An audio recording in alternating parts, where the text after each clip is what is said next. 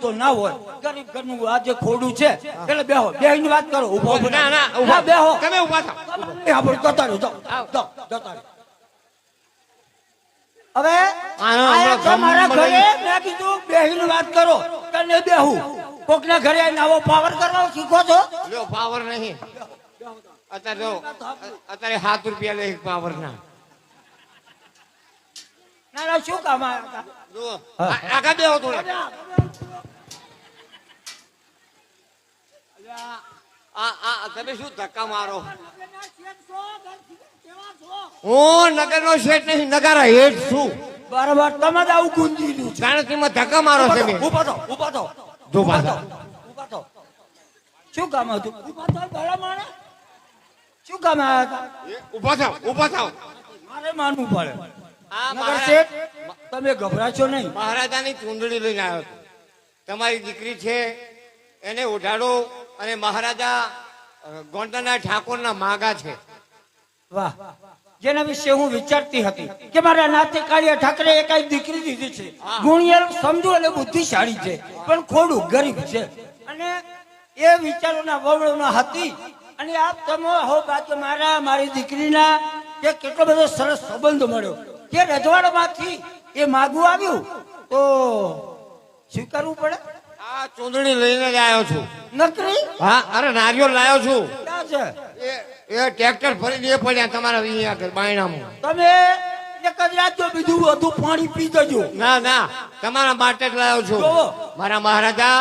અને તમારી દીકરી સુખી થશે અને રાજની રાણી બનશે તો તમારું પણ માન વધી જશે હું એ જ વિચારું છું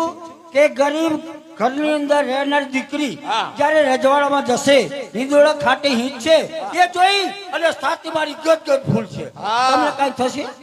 મને તો થાય જ ને તો તમારા બાપુ તરફથી ગર્વ મારા બાપુને ત્યાં આવી મહારાણી હોય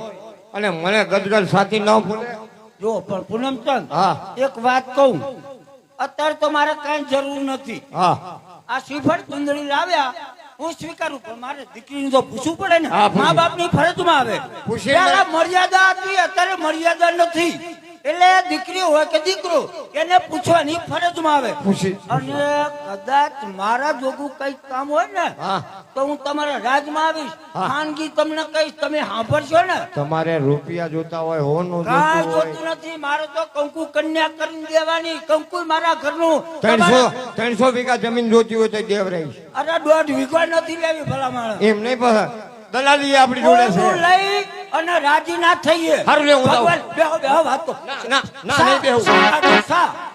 સાધન પીવી હા ના ના ક્યાં પીવું તો ગોળ તો મોં તો મીઠા કરતા જાઓ ના ના હાલ નહીં હા? હાલ નહીં